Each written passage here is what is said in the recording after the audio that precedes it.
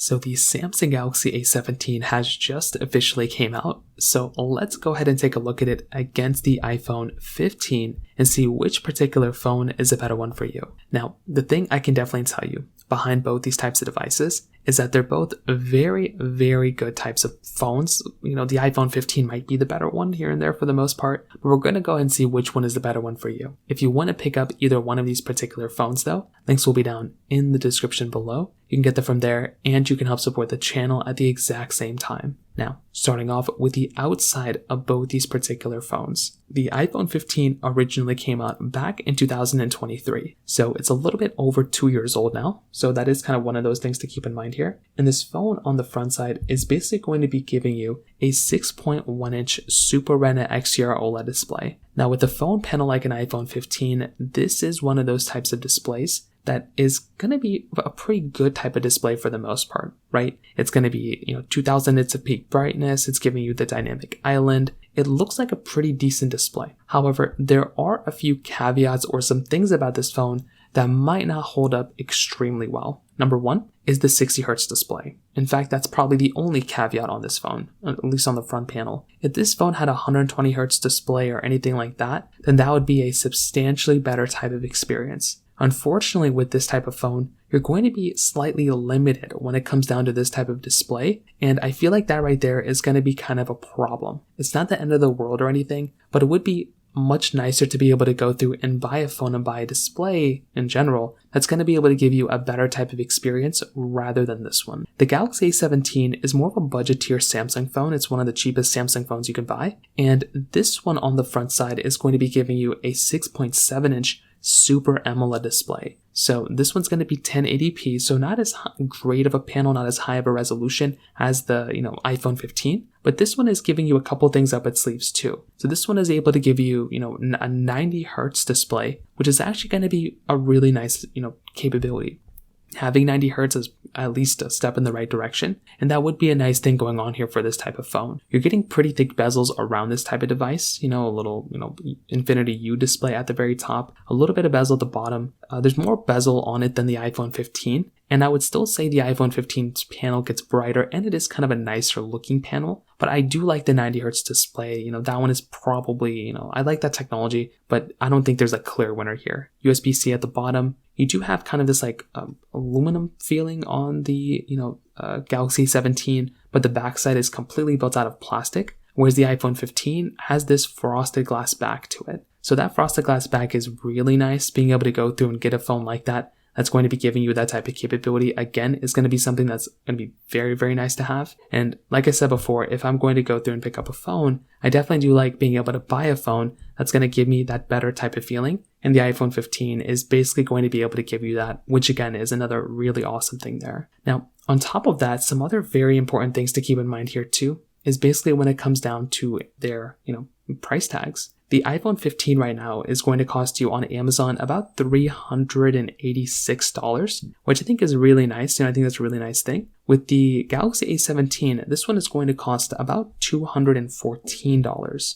So that right there is going to be another small little difference, not anything super crazy. But if you are trying to go through and pick up a phone, well, a cheaper phone for some people might be the better option here, or some people might end up liking something like an iPhone, 15, and they don't mind spending the extra money. So it really is kind of up to you depending on which way you kind of take a look at it. But I would probably tell you that in this particular situation, something like an iPhone 15 is probably going to end up being a little bit more expensive, but I don't think it's really, biggest deal in the world. With the Galaxy A17 and the iPhone 15's cameras, these things are also going to be giving you a little bit of a different type of camera layout. The iPhone 15 is giving you this dual camera setup. So it's going to be a 48 megapixel wide angle camera and then a 12 megapixel ultra wide camera. And then with the Galaxy A17, this one is going to be giving you a triple camera setup. So 50 megapixel wide, 5 megapixel ultra wide, then a 2 megapixel macro lens. So I would imagine that if you're going to go through and pick up a phone, then definitely something like an iPhone,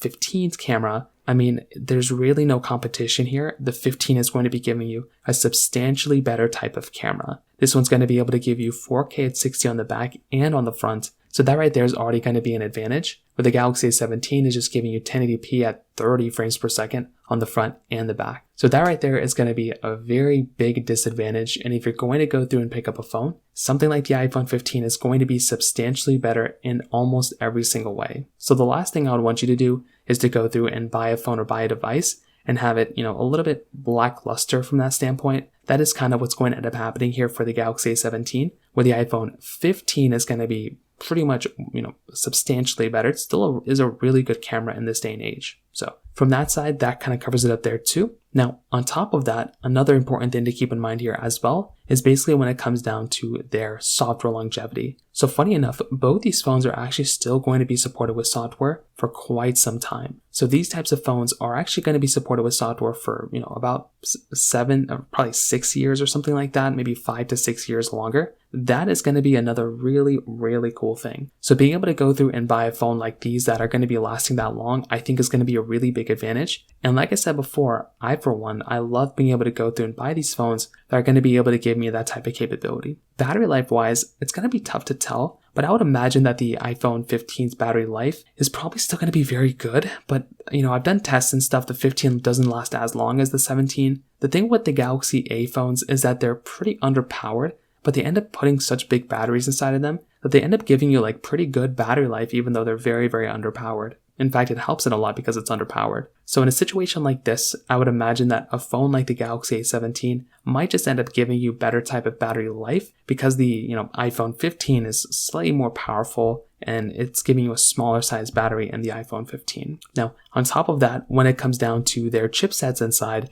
this is also another important thing. The iPhone 15 is giving you the Apple A16 Bionic chip inside of it with 6 gigabytes of RAM, where the Galaxy A17 is going to be giving you the Exynos 1330 chipset inside with 4, 6, or 8 gigs of RAM. Now, the thing I can tell you about the performance of these types of phones is that with something like a Galaxy A17, this type of phone is going to be, it's just not going to be fast whatsoever. So this is going to be a very limited type of phone. It's going to be very, very slow, and it's really not going to be able to give you that great of an experience. The iPhone 15 is going to be substantially faster. The Apple A series of chipsets are much faster than these Exynos ones. It's not the end of the world. Like the Exynos one is still okay for how cheap it is, but definitely with something like an iPhone 15, this one is going to be far better from what I can tell you than something like a Galaxy A17. So to kind of sum it up, what I can tell you is that either one of these phones, honestly, they're not super expensive, right? One is like 200 something, the other one is 300 something. If you're wanting the best value per dollar, it's still going to be the iPhone 15. Even though it's slightly more expensive,